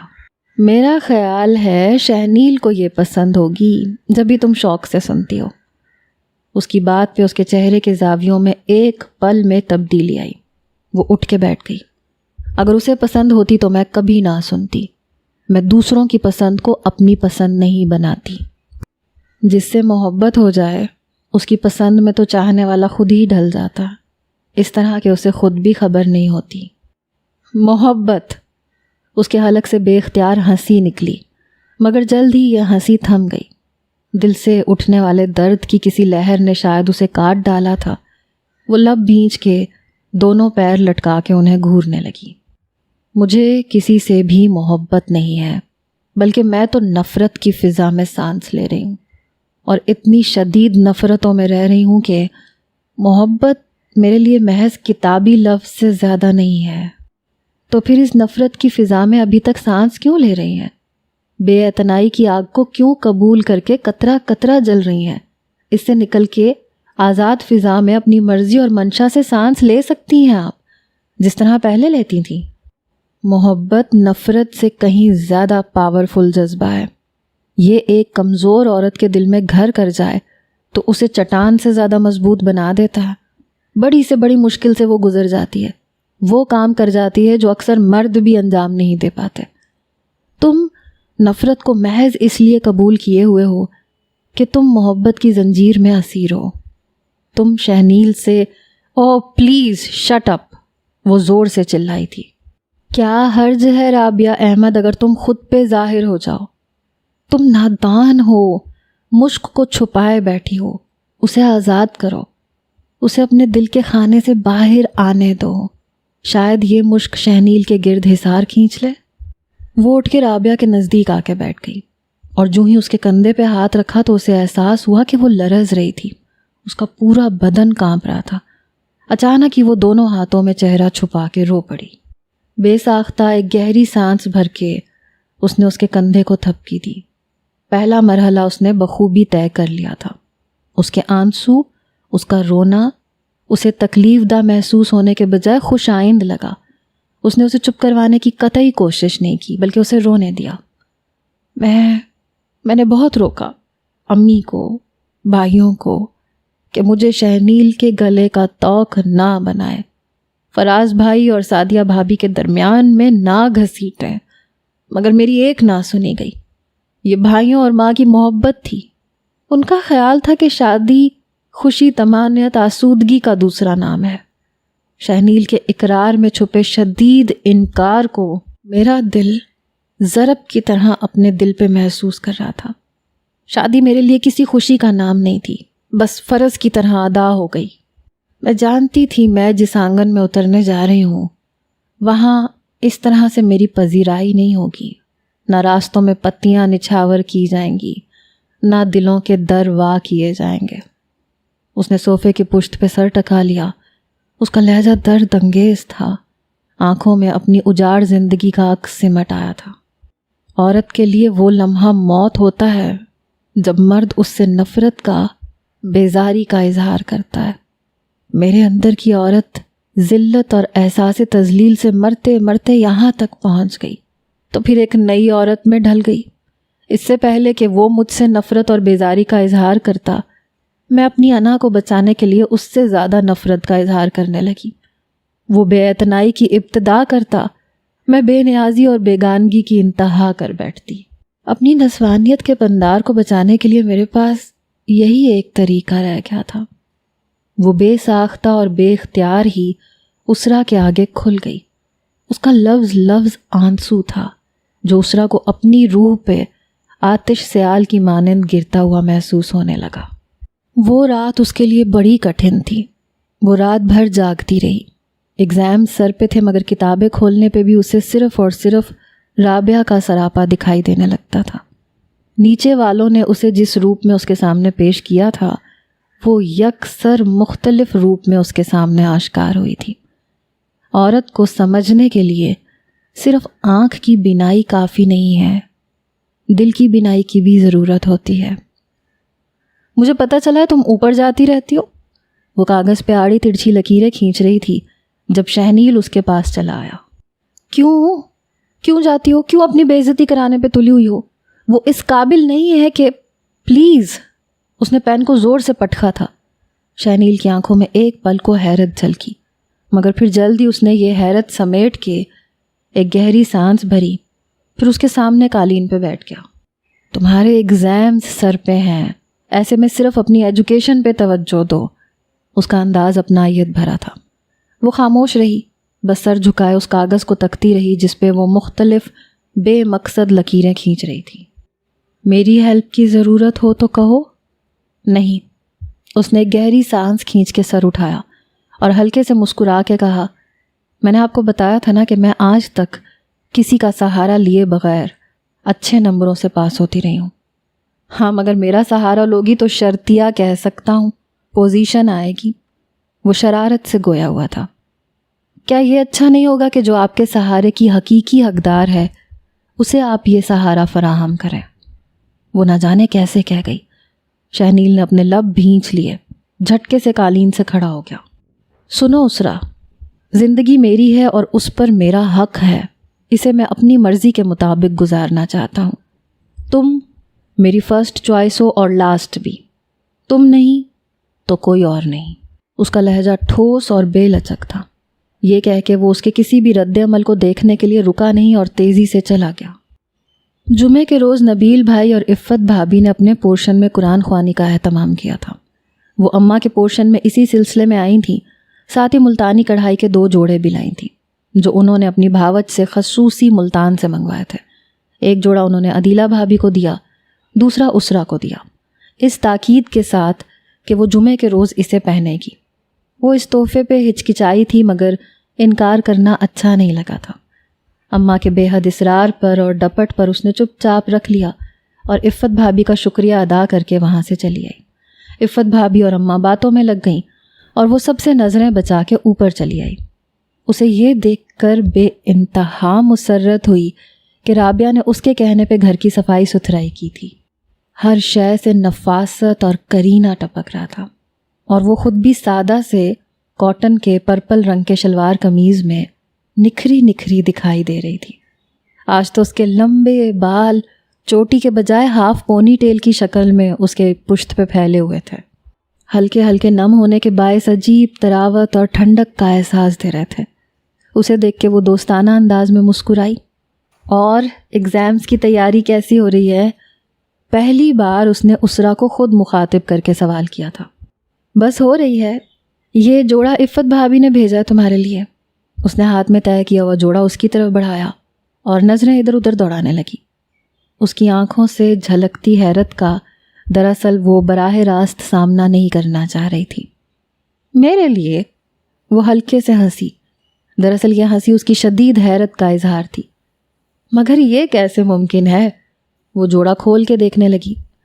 کیسے تو مجھے نہیں پتا، دراصل جمعے کو قرآن خوانی ہے ان کے یہاں، تو انہوں نے تمہیں دعوت دی ہے اور کہا ہے کہ… جھوٹ مت بولو اسرا، مت بولو جھوٹ۔ وہ ایک دم کانچ کی طرح چٹکی، پھر جوڑا ایک طرف ڈال دیا۔ تم مجھے بے وقوف بنا رہی ہو۔ دراصل یہ انہوں نے تمہیں دیا تھا اور تم اسے میرے پاس لے کے چلی آئی۔ لے جاؤ اسے یہاں سے۔ وہ غصے سے کمرے کی طرف پلٹ گئی۔ بات تو سنو رابعہ، وہ سٹپٹا کے اس کے پیچھے لپکی، کمرے کے وسط میں اسے کندھوں سے پکڑ کے روک لیا۔ خفا ہو گئی؟ وہ گہری سانس بھر کے آہستگی سے اپنے کندھے سے اس کا ہاتھ ہٹا کے کرسی پہ بیٹھ گئی۔ ہمدردی کر رہی ہو میرے ساتھ؟ ترس کھا رہی ہو مجھ پہ؟ اس کی آنکھوں اور لہجے میں سرد مہری کا صحرا اتر آیا تھا۔ پھر عجیب سے انداز میں ہنس پڑی۔ شاید میں اسی قابل ہوں، نہ میں ترس کھا رہی ہوں نہ ہمدردی کر رہی ہوں۔ بھلا مجھے کیا ضرورت پڑی ہے تم سے ہمدردی کرنے کی؟ وہ اپنی کھسیاہٹ خفگی میں چھپا گئی۔ ہنسی آ رہی ہے مجھے تمہاری ہمدردی پہ۔ میں نے کہا نا میں ہمدردی نہیں کر رہی۔ چلو محبت پہ۔ وہ ابھی بھی ہنس رہی تھی۔ پھر آہستگی سے سر کرسی کی پشت سے ٹکا کے ایک پل کو آنکھیں بند کر لیں۔ تم یہ چاہتی ہو کہ میں قرآن خوانی میں شرکت کروں اور یہ جوڑا پہن کے جو تمہیں دیا گیا ہے؟ ہاں میں یہی چاہتی ہوں۔ وہ اس کی بات کے جواب میں بلا تامل بولی تو اس نے آنکھیں کھول کے اسے دیکھا۔ جواباً اسرا نے بھی باقاعدہ اس کی آنکھوں میں جھانکا۔ اور میں کیوں ایسا چاہتی ہوں یہ تم اچھی طرح جانتی ہو۔ اور سنو رابعہ، تمہارا جھگڑا صرف شہنیل سے ہے، نیچے والوں سے نہیں ہے، اور ہونا بھی نہیں چاہیے۔ تم کیا سمجھتی ہو اماں، عفت بھابھی، عدیلہ بھابھی میں ماں بیٹیوں جیسا پیار ہے؟ ساس اور بہو کبھی ماں بیٹی بن ہی نہیں سکتی۔ اماں اگر تم سے کھل کے نفرت کا اظہار کرتی ہیں اور کر سکتی ہیں تو صرف شہنیل کے رویوں کی وجہ سے، جبکہ عفت یا عدیلہ بھابھی سے نہیں کر سکتی۔ مگر ان کے لیے بھی ان کے دل میں محبت کے دریا نہیں بہہ رہے، اور نہ ان دونوں بہوؤں کو اپنی ساس سے کوئی افسانوی آفاقی ماورائی محبت ہے۔ یہ سب دکھاوے کی محبت ہے، بلکہ محبت کیا رواداری ہے، نبھاؤ ہے، سمجھوتا ہے۔ میں نے خود کئی بار ان دونوں کو اماں کے خلاف زہر اگلتے سنا ہے۔ تم بھی انہی کی بہو ہو، اور ساس بہو میں نفرت کھچاؤ کا رشتہ ہونا ایسا کوئی عجوبے کی بات نہیں ہے۔ اور نہ ہی دیورانیوں جٹھانیوں میں بہنوں جیسا پیار نہ ہونا ذلت اور پریشانی کی بات ہے۔ تم کیا کہنا چاہتی ہو؟ وہ اس کی آنکھوں میں جھانکنے لگی۔ صرف یہ کہ اس طرح اپنی انا کے خول میں بند رہتے رہتے تم ایک دن ذہنی مریضہ ہو جاؤ گی۔ تمہاری انا تمہارے نسوانی وقار میں اضافے کا باعث نہیں بن رہی، بلکہ تمہارے رشتوں سے ہی نہیں، تمہیں انسانوں سے بھی دور کر رہی ہے۔ مجھے کوئی فرق نہیں پڑتا، بلکہ میرے خیال میں اس طرح سے زیادہ پرسکون ہوں۔ وہ اس کی بات کاٹ کے بولی۔ میں شاید اس سکون کی عادی ہو گئی ہوں۔ اسرا یوں مسکرائی جیسے کوئی بچے کی بچکانہ بات سن کے مسکراتا ہے۔ تم جسے پرسکون رہنا کہتی ہو نا، دراصل یہ سکون نہیں ہے، یہ ایک طرح کی بے حسی ہے۔ دل میں کوئی امنگ، جذبہ، خواہش نہ رہے، کوئی طوفان نہ رہے جو ہلچل مچائے، تو اسے سکون نہیں کہتے، اسے اعصاب کا مردہ ہو جانا کہتے ہیں، اور مردہ ہو جانا کوئی کمال نہیں ہوتا۔ اس نے اسرا پہ ایک نظر ڈالی، پھر بے ساختہ لب دانتوں میں دبا کے چہرہ جھکا لیا، اپنے دونوں ہاتھوں کی انگلیوں سے کن پٹیوں کو دبایا۔ اس کی شفاف آنکھوں کے کناروں پہ نمی پھیلنے لگی۔ کیا تم مجھے کچھ دیر کے لیے تنہا چھوڑ سکتی ہو؟ وہ آہستگی سے بولی تھی۔ اس کے لہجے میں غصہ، نفرت یا تلخی نہیں تھی، بلکہ لجاجت تھی، منت تھی۔ شاید وہ کھل کے رونا چاہ رہی تھی، اور اسرا اسے یہ موقع ضرور دینا چاہتی تھی۔ سو وہ اپنی جگہ سے اٹھ کر ایک افسردگی کے ساتھ وہاں سے چلی آئی۔ وہ بڑی بے دلی سے عفت بھابی کے یہاں قرآن خوانی میں جانے کے لیے تیار ہوئی تھی۔ پہلے تو سوچا کہ ایگزامز کا بہانہ کر کے انکار کرتے، مگر انکار کرنا بھی مناسب محسوس نہ ہوا۔ اس گھر کے مکینوں کے اس پہ بڑے احسانات تھے، ان کی چھوٹی چھوٹی خوشیوں میں شریک ہونا اس پہ واجب تھا۔ شام اترتے ہی عفت بھابی کے پورشن میں مہمان آنا شروع ہو گئے تھے، جب اچانک کمرے میں رابعہ داخل ہوئی، وہی ملتانی کڑھائی کا سوٹ زیب تن کیے ہوئے جو اسرا اوپر چھوڑ کے آئی تھی۔ اسے دیکھ کر جہاں سب کے منہ حیرت سے کھلے کے کھلے رہ گئے تھے، وہیں اسرا خوشی کی کیفیت سے سرشار ہو گئی تھی۔ وہ بے اختیار اپنی جگہ سے اٹھی، اس کی طرف بڑھی اور اس کا ہاتھ تھام لیا۔ مجھے یقین تھا تم ضرور آؤ گی، میں تمہارا ہی انتظار کر رہی تھی۔ آؤ یہاں آ جاؤ۔ وہ اسے لے کے اماں کی طرف چلی آئی۔ اماں پہ تو گویا سکتے کی کیفیت تھی جو اس کے آنے پہ ہلکے سے ٹوٹی۔ عفت بھابی اور عدیلہ بھابی کا اضطراب قابل دید تھا۔ ریفریشمنٹ کے وقت عفت بھابی نے شیرنی کے پیالے لینے اسرا کو کچن کی طرف دوڑایا، مگر باہر نکلتے ہی وہ ٹھٹک گئی۔ شہنیل مضطرب انداز میں ٹہلتا ہوا اسے دکھائی دیا۔ وہ جو ہی دروازے تک آئی، وہ ذرا فاصلے پہ کھڑا بے اختیار اسے اشارے سے بلانے لگا، اور لا محالہ اسے کمرے سے باہر آنا پڑا۔ خام خواہ خود کو مصروف ظاہر کرنے کی کوشش مت کرو، مجھے پتہ ہے تم مجھ سے بھاگتی پھر رہی ہو، وہ چڑ کے بولا، مگر وہ چپ رہی۔ کوئی کام ہے کیا؟ اس کے مسلسل گھورنے پہ پھر آہستہ سے پوچھا۔ ہاں بہت ضروری کام ہے، لیکن میں یہاں تم سے کچھ نہیں کہنا چاہتا، میرے ساتھ باہر چلو۔ کیا؟ وہ بدک کے پیچھے ہٹی۔ کھا نہیں جاؤں گا تمہیں۔ سنو، میں گاڑی میں بیٹھا ہوں، تمہارا انتظار کر رہا ہوں، 2 منٹ کے اندر اندر آ جاؤ، ورنہ میں اماں سے باقاعدہ اجازت لے کے تمہیں پکڑ کے لے جاؤں گا۔ تم جانتی ہو میں کتنا ضدی ہوں۔ وہ سٹپٹا کے اس کی طرف دیکھنے لگی، مگر وہ جھپٹ کے پورچ کی طرف نکل گیا۔ وہ کچھ دیر تذبذب میں کھڑی رہی کہ جائے یا نہ جائے، پھر کسی خیال کے تحت اس کے چہرے پہ ایک رنگ آ گیا۔ وہ اندر پلٹ آئی۔ 2 منٹ بعد وہ رابعہ کو پکڑ کے کمرے سے باہر نکال لائی تھی۔ اف ہو، آخر پتہ بھی تو چلے تم مجھے کہاں لے کے جا رہی ہو؟ وہ پریشان سی ہو کے بولی۔ تمہارے نچلے پورشن میں قدم رنجا فرمانے اور قرآن خوانی میں شرکت کرنے کی خوشی میں شہنیل ہم دونوں کو آئس کریم کھلانا چاہ رہا ہے۔ رابعہ ایک پل کو ٹھٹکی۔ اس انکشاف نے اسے ایک لمحے کو گنگ کر دیا۔ وہ تم سے بیگانہ نہیں ہے، بس مرد اپنی انا کے خول میں بند رہنے والا جانور ہے، اور عورت یہ خول توڑنے کی صلاحیت رکھتی ہے۔ تم نے صلح میں پہل کر ڈالی، اب بہت جلد وہ بھی تمہاری طرف قدم بڑھائے گا، مگر پلیز وعدہ کرو ہمت نہیں ہارو گی۔ رابعہ کا رواں رواں انجانی خوشی سے کانپنے لگا۔ ڈرائیونگ سیٹ پہ بیٹھے شہنیل کو یقین تھا کہ وہ ضرور آئے گی، وہ اس کی فطرت سے آگاہ تھا۔ تھوڑی دیر بعد وہ پورچ کی طرف آتی ہوئی دکھائی دی، مگر اس کے ساتھ رابعہ کو دیکھ کر اس کے چہرے کے زاویوں میں کھچاؤ آ گیا۔ وہ اسے نرمی سے اپنے ساتھ گھسیٹ رہی تھی، جبکہ شرم اور خوف کے بارے رابعہ کے قدم سست پڑ رہے تھے۔ وہ بہت گھبرائی ہوئی محسوس ہو رہی تھی۔ اس کا سارا جوش، ساری خوشی گویا کافور ہو کے رہ گئی۔ بدمزہ ہو کے اس نے اسٹیئرنگ وہیل پہ ہلکے سے مکہ مارا۔ ہمیں زیادہ دیر تو نہیں ہوئی، وہ مسکراتی ہوئی گاڑی تک آ پہنچی۔ میرا اور رابعہ کا بھی دل چاہ رہا تھا باہر جا کے آئس کریم کھانے کا، اچھا ہوا آپ نے خود یہ پروگرام بنا دیا۔ شہنیل نے ایک گہری سانس بھری اور پچھلی سیٹ پہ بیٹھی رابعہ پہ ایک ناگوار نظر ڈالی، پھر نظروں کا رخ اسرا کی طرف کرتے ہوئے بولا، یہ پروگرام میرا نہیں ہے، خالص تمہارا ہے۔ ہیں؟ کیا مطلب؟ میں نے آئس کریم کھلانے کا کوئی پروگرام نہیں بنایا تھا، میں صرف تم سے باتیں کرنا چاہتا تھا، صرف تم سے۔ اس نے تم پہ اچھا خاصا زور دیا اور ایک ترچھی نظر رابعہ پہ ڈالی، جس کے چہرے پہ سبکی کے احساس سے سرخی بکھر چکی تھی۔ وہ ہلکے سے پہلو بدل کے اپنی طرف کے دروازے کی طرف بڑھی، لیکن اسرا نے اس کے ہاتھ پہ اپنا ہاتھ رکھ کے دبایا۔ تو ٹھیک ہے، آئس کریم کے ساتھ ساتھ باتیں بھی ہو جائیں گی، نو پرابلم، یوں بھی تو باتیں ہوتی رہتی ہیں، باتوں کے لیے کوئی وقت اور جگہ کا تعین ضروری تو نہیں ہے نا۔ وہ لاپرواہی کے مظاہرے کے ساتھ کندھے اچکا کے ہنسی۔ کیوں رابعہ؟ مگر رابعہ گہری اور جامد چپ اوڑھے بیٹھی تھی۔ اب چلیں بھی، واپسی پہ مجھے پڑھنا بھی ہے۔ شہنیل نے کچھ کہنے کو لب کھولے، مگر پھر دوسرے ہی پل لب بھینچ لیے اور جھٹکے سے گاڑی کو اسٹارٹ کر دیا۔ مگر راستے بھر کوئی باتیں نہ ہوئیں۔ آئس کریم گو کہ اس کے پسند کی فلیور کی تھی اور بے حد مزیدار بھی، مگر اسے سینے میں اٹکتی محسوس ہو رہی تھی۔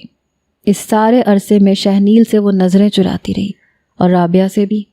واپسی پہ بھی شہنیل نے ہلکا میوزک لگا دیا، گویا اس کا بولنے کا بالکل ارادہ نہیں تھا۔ گاڑی پورچ میں رکی تو اس نے دیکھا رابعہ بے حد سرعت کے ساتھ نیچے اتری، جیسے کوئی رہائی کا پروانہ ملتے ہی قید خانے سے نکل کے بھاگتا ہے۔ گاڑی سے اتر کے اپنی طرف کا دروازہ بند کرتے ہوئے اس نے شہنیل کی طرف دیکھا، جو لاپرواہی سے اپنی جگہ پہ جمع بیٹھا تھا۔ اسے پہلی بار پتہ چلا کہ نظروں سے گرنا کسے کہتے ہیں۔ آج پہلی بار اسے اپنے دل میں اس شخص کے لیے نفرت کی ایک لہر اٹھتی محسوس ہوئی۔ وہ اندر کی طرف بڑھی تو شہنیل نے اسے پکارا، مگر وہ سنی انسنی کرتی اماں کے پورشن میں چلی آئی۔ اسرا بات تو سنو بھائی، وہ شاید دوڑتا ہوا اس کے پیچھے لپکا تھا، تبھی صحن میں اسے جا گھیرا۔ بات تو سنو، اس طرح ہوا کے گھوڑے پہ سوار کہاں بھاگی جا رہی ہو؟ اس نے ایک جھٹکے سے اس کا رخ اپنی طرف کیا۔ حملہ بالکل اچانک تھا، وہ لڑکھڑا گئی، لیکن اس نے بڑی نرمی سے اسے تھام لیا، جیسے وہ اس کی سب سے قیمتی متاع ہو۔ پتہ ہے آج تم کیا لگ رہی ہو؟ ابن آدم کی آرزو، ایک مہکتی کیف آگی سرسراتی رات لگ رہی ہو۔ اس کا لہجہ سرگوشی سے کچھ ہی اونچا تھا۔ اسرا کو ایک پل اپنا دل کسی اتھاہ گہرائی میں ڈوبتا محسوس ہوا۔ وہ پھٹی پھٹی آنکھوں سے اسے دیکھنے لگی، اسے اپنے حواس معطل ہوتے محسوس ہو رہے تھے۔ اس نے کچھ کہنا چاہا لیکن لب پھڑ پھڑا کے رہ گئے۔ تم میں ایسا کیا ہے اسرا؟ اتنی کشش کیسے ہے؟ مجھے لگتا ہے جیسے تم میرے جسم کا ایک گمشدہ حصہ ہو، جو بہت سال پہلے مجھ سے جدا کر دیا گیا تھا اور آج یہ ٹکڑا مل گیا ہو۔ تم میرے لیے بنی ہو اسرا، صرف میرے لیے۔ وہ بے خود ہونے لگا، اس پہ عجیب سی دیوانگی طاری ہونے لگی۔ آج مجھے کھل کے اظہار کر لینے دو اسرا کہ میں تم سے محبت کرنے لگا ہوں، اتنی محبت جتنی آج تک کسی نے کسی سے نہیں کی ہوگی۔ اس کا بے تابانہ اظہار ادھورا رہ گیا کیونکہ عقب سے نسوانی چیخ نے فضا پہ چھائے اس کیف کو یکسر بکھیر کے رکھ دیا تھا۔ اسرا اس چیخ کے ساتھ ہی حواسوں میں واپس آئی، پلٹی اور پھر سیڑھیوں کی جانب بھاگی، کیونکہ یہ چیخ اسی طرف سے آئی تھی۔ وہ بھی اس کے پیچھے بھاگا۔ رابعہ آخری سیڑھی پہ چت گری ہوئی تھی، اس کا سر ریلنگ سے یا زینے کی نوک سے ٹکرایا تھا، جس کی وجہ سے سرخ سرخ گاڑھا خون اس کے ریشمی بالوں سے ابلتا ہوا اس کے چہرے پہ پھیل رہا تھا۔ رابعہ! اسرا کی چیخ اس سے کہیں زیادہ دلدوز اور دل خراش تھی۔ وہ یقیناً ہوش میں ہی جیسے اب آیا، وہ لپک کے اس کی طرف آیا۔ یہ کہاں تھی؟ میرا مطلب ہے یہ کیسے گر گئی؟ وہ پھٹی پھٹی آنکھوں سے رابعہ کو دیکھنے لگا، جیسے اس کا یوں اچانک اس منظر میں داخل ہونا کوئی انوکھی غیر فطری سی بات ہو۔ اسرا نے سر اٹھا کے اسے دیکھا۔ اس کی آنکھوں میں عجیب سی کیفیت اتر آئی۔ میں اماں اور نبیل بھائی کو بلا کے لاتی ہوں۔ وہ ایک دم رابعہ کی حالت دیکھ کے اپنی جگہ سے اٹھی تو اس نے اس کی کلائی پکڑ کے روک دیا۔ نہیں میں اسے ہاسپٹل خود لے کے جاتا ہوں۔ ہاں تم انہیں اطلاع کر دو۔ پھر وہ جھک کے خون میں لت پت رابعہ کو اٹھا کے ڈگ بھرتا باہر نکل گیا۔ ارے کچھ نہیں ہوگا، شینیل اسے ہاسپٹل لے گیا ہے نا، وہاں سے اس نے فون کر کے ہمیں خبر دی ہے۔ فکر مت کرو، کوئی بڑا حادثہ نہیں ہے۔ ایسے اکثر ہو جاتا ہے، پھسل جاتا ہے اکثر انسان سیڑھیاں چڑھتے اترتے۔ نبیل اور شکیل بھی ادھر چلے گئے ہیں۔ عدیلہ بھابھی اسے بھل بھل روتے دیکھ کر تسلیاں دینے لگی۔ عفت بھابھی بھی ساتھ ہی ادھر آ گئی تھیں، لیکن اسے کسی پل قرار نہیں آ رہا تھا۔ وہ فرش پہ ننگے پاؤں ٹہلتی رہی، پھر تھک کے فرش پہ ہی دیوار سے ٹیک لگا کے بیٹھ گئی۔ جانے کتنا وقت گزر گیا کہ اسے اچانک اماں کے رونے کی آواز سنائی تھی۔ وہ لپک کے اندر بھاگی۔ اماں ریسیور تھامے رو رہی تھیں۔ عفت بھابھی انہیں سنبھال رہی تھیں۔ پھر ریسیور ان کے ہاتھ سے لے کے کسی سے بات کرنے لگی اور پھر آہستگی سے ریسیور کریڈل پہ رکھ دیا۔ اپنے حلق سے امڑنے والی چیخ کا اس نے بامشکل گلا گھونٹا تھا۔ اس نے اس وقت تو اپنی چیخ کا گلا گھونٹ دیا اور گم سم ہو گئی، مگر رابعہ کی میت کے ساتھ اس کے میکے والوں کی دلخراش چیخیں بین گھر کو ماتمی رنگ دے چکے تھے۔ اس گھر کا ماحول آہستہ آہستہ اپنی روٹین میں ڈھلنے لگا۔ اس نے ابو کے نام ایک لمبا چوڑا خط لکھا تھا کہ اسے کوئی لینے آ جائے۔ وہ خط پوسٹ کر کے اوپر چلی آئی۔ کئی دنوں بعد وہ اوپر آئی تھی۔ سب کچھ یوں ہی تھا، مگر ہر شے پہ گرد جمی تھی۔ وہ گرد پہ انگلیاں پھیرتی اس کے اسٹیریو کے پاس آ کے رک گئی۔ پھر اسٹیریو میں سے کیسٹ نکال کے دیکھنے لگی اور پھر وہ کیسٹ لے کے نیچے اتر آئی۔ اسرا، شینیل نے ایک دن اسے گھیر لیا۔ وہ اپنے کمرے میں اپنی کتابیں سمیٹ رہی تھی جب وہ اس کے نزدیک چلا آیا۔ مجھے تم سے ایک بہت ضروری بات کرنی ہے اسرا۔ میرا خیال ہے مجھے زیادہ وضاحت نہیں کرنی پڑے گی کیونکہ تم سمجھدار ہو، جانتی ہو کہ میں کیا کہنا چاہتا ہوں۔ میرا مدعا کوئی نیا نہیں ہے۔ وہ ہلکے سے مسکرایا تھا۔ میں اب اپنی زندگی سے اپنا حصہ وصول کرنا چاہتا ہوں، خوشیوں سے اپنے دل کا چمن مہکانا چاہتا ہوں۔ مجھے تمہاری ضرورت ہے اسرا، تمہاری بھرپور رفاقت کی۔ اس نے بالآخر اپنا مدعا بیان کر دیا۔ رفاقت تو وہی اچھی اور پائیدار ہوتی ہے نا جو باہمی ربط، بھرپور آمادگی اور پسندیدگی کے گارے سے تعمیر ہو۔ وہ گویا اپنا دفاع بھی کر رہا تھا۔ زبردستی کے بندھن بہت کمزور ہوتے ہیں، انہیں لاکھ کوشش کے باوجود آپ قائم نہیں رکھ سکتے۔ وہ پلکیں جھکا گئی اور پلٹ کے بیڈ پہ بکھری کتابیں سمیٹنے لگی۔ کچھ کہو گی نہیں اسرا؟ اس نے جھک کے اس کے متحرک ہاتھ پہ اپنا ہاتھ رکھ کے اسے دل آویز نگاہوں سے دیکھا۔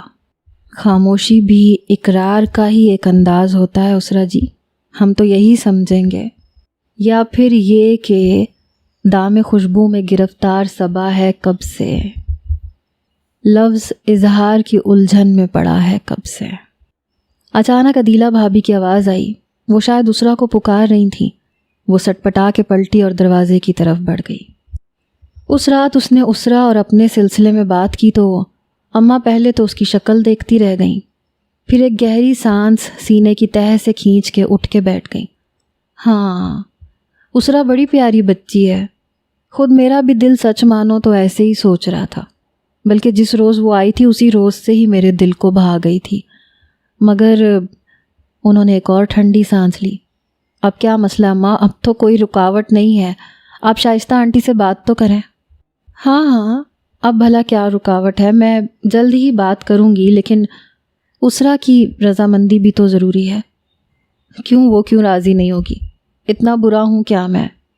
اماں نے اس کا بھرپور سراپا دیکھا اور دل ہی دل میں اس کی نظر اتارتی ہنس دی۔ چل پگلا، تو کیوں برا ہونے لگا؟ ایسے گھبرو تو نصیب والیوں کو ملتے ہیں۔ دوسری صبح وہ اماں کو شائستہ آنٹی سے فون پہ بات کرنے کی تاکید کر کے آفس آیا تھا، بلکہ آفس سے بھی ایک آدھ فون کھڑکا کے یاد دہانی کروا دی تھی۔ شام کو جب وہ گھر آیا تو اماں اپنے تخت کے بجائے اپنے کمرے میں تھی۔ اسے غیر معمولی خاموشی کا احساس ہوا۔ وہ لپک کے اماں کے کمرے میں آیا تو اماں غسل خانے سے منہ پوچھتے ہوئے باہر نکلیں۔ اسے دیکھتے ہی آہستگی سے بولی، اسرا کا باپ آیا تھا آج اسے لینے۔ اسے لینے؟ کیا مطلب؟ وہ چونکا۔ ہاں، وہ لینے آیا تھا اسے، اور اسرا اس کے ہمراہ چلی گئی ہے۔ مگر اس کے تو اس ماہ میں آخری امتحانات شروع ہونے والے تھے، اس طرح سے کیسے چلی گئی؟ آپ نے روکا نہیں؟ اور مجھے کہے بغیر بتائے بغیر ایسے کیسے جا سکتی ہے؟ وہ تحیر آمیز بے یقینی سے اماں کو دیکھنے لگا۔ میں نے کہا تھا کہ شام تک ٹھہر جائے، شہنیل آ جائے تو مل کے جانا، لیکن وہ ایک لفافہ دے گئی ہے تمہارے نام پہ، کہہ رہی تھی کہ شہنیل آئے تو اسے دے دیجیے گا، شاید کوئی خط ہے۔ اماں نے تکیے کے نیچے سے ایک براؤن لفافہ نکال کے اسے تھمایا، جسے لے کے وہ سرعت سے باہر آیا اور پھر اوپر اپنے کمرے میں چلا آیا۔ لکھا تھا، محترم شہنیل صاحب، آپ سے ملے بغیر بتائے بغیر جانے پہ معذرت خواہ ہوں۔ میرا جانا اچانک نہیں تھا، میں نے ابو کو خط لکھ کے بلوایا تھا، اور چاہتی تو میں آپ سے مل کے ہی جاتی، تھوڑی دیر اور رک جاتی۔ ابو کو ایسی جلدی بھی نہیں تھی، مگر جلدی شاید مجھے تھی۔ کبھی کبھی ٹھہر جانا، رک جانا کسی پچھتاوے کا پیش خیمہ بن جاتا ہے۔ میں اس لمحے اپنی مٹھی میں وقت کو پکڑے ہوئے تھی۔ آپ خود سوچیں، وقت تو ریت کی مانند ہے، اسے مٹھی میں پکڑے رہنا کتنا مشکل ہوتا ہے۔ کبھی کبھی وقت ہمارے پاس اچھا فیصلہ بن کے آتا ہے، اگر ہم قبول نہ کریں تو گزر جاتا ہے، اور کوئی ایسا نقصان دے جاتا ہے کہ پھر بقائے دوام بھی اس کی تلافی نہیں کر سکتی۔ جس طرح ریلوے لائن عبور کرنے میں ایک لمحے کی تاخیر ہو جائے تو اپنی باقی ماندہ زندگی سے محروم ہونا پڑتا ہے۔ شہنیل صاحب، آپ ٹھیک کہتے ہیں کہ رفاقت وہی اچھی اور مضبوط ہوتی ہے جو باہمی ربط، بھرپور آمادگی اور پسندیدگی کے گارے پہ تعمیر ہو۔ مگر سوچیں، ہماری رفاقت کیسے پائیدار ہو سکتی ہے جب ایک فریق کا دل و دماغ اس بندھن کو باندھنے پہ آمادہ نہ ہو؟ کسی دانا نے کہا ہے نا کہ اگر فقط محبت کرنی ہو تو اس کے لیے محض دل، اور اگر سمجھوتا کرنا ہو تو اس کے لیے صرف دماغ چاہیے، لیکن اگر زندگی گزارنی ہو تو اس کے لیے دل اور دماغ کے مشترکہ فیصلے پہ عمل کرنا چاہیے۔ میرا دل و دماغ اس رفاقت کا حامی نہیں ہے۔ رفاقت میں آدمی ہمہ جان شامل نہ ہو تو وہ سراب ہے۔ جو شخص رابعہ علی جیسے آبدار موتی جیسا دل رکھنے والی پاکیزہ عورت کی ایک معمولی ظاہری خامی کو قبول نہ کر سکا، اسے اس کی اتنی بڑی باطنی خامی کے ساتھ میں کیسے قبول کر سکتی ہوں؟ کاش آپ کا چہرہ اتنا خوبصورت نہ ہوتا، آپ میں اتنی ظاہری خوبیاں نہ ہوتی، صرف آپ کا باطن حسین ہوتا۔ آپ ایک سیاہ رو مگر روشن دل والے انسان ہوتے ہیں۔ میں آپ کا اس سفر میں ساتھ نہ دینے پہ شرمندہ ہوں، اور آپ سے زیادہ میں رابعہ سے ہوں، کیونکہ میں اپنے تئیں اسے زندگی کی طرف کھینچ رہی تھی، مگر در حقیقت میں نے اسے زندگی سے محروم کر دیا۔ میں اپنے آپ کو شاید کبھی معاف نہیں کر سکوں گی، مگر دعا ہے کہ خدا مجھے ضرور معاف کر دے گا۔ فقط اسرا۔ امی، یہ ہمارے شہر کا موسم اتنا بدل کیسے گیا؟ میں گئی تھی تو بہار اپنے عروج پہ تھی، اور یہ میری بیل اتنی مرجھا کیوں گئی؟ وہ کھڑکی سے باہر صحن میں نگاہیں گاڑے پوچھ رہی تھی۔ یہ اچھی رہی، امی چاول چنتے ہوئے ہنس دی۔ اتنے مہینوں میں کیا ایک ہی موسم رہے گا؟ سردی، گرمی، خزاں، بہار، سارے موسم اپنے وقتوں پہ آئیں گے، ہے نا پگلی؟ ایک ہی موسم ٹھہر جائے تو زندگی میں جمود طاری نہ ہو جائے۔ وہ چاول کی تھالی اٹھا کے کچن کی طرف چل دی۔ ہاں، ایک ہی موسم ٹھہر جائے تو جمود طاری ہو جاتا ہے۔ موسموں کو بدلتے رہنا چاہیے، مگر یہ دل کا موسم کبھی نہیں بدلتا، ایک موسم آ کے ٹھہر جاتا ہے۔ اس نے کھڑکی کا پردہ گرا دیا تھا۔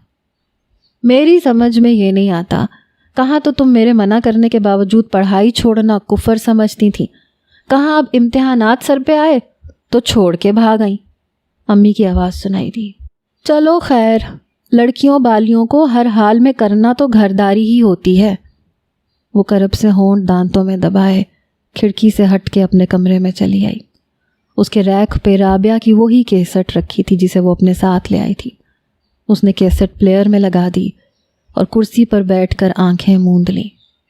دوسرے پل رابعہ کے کمرے میں بجنے والی غزل اس کے کمرے میں گونجنے لگی۔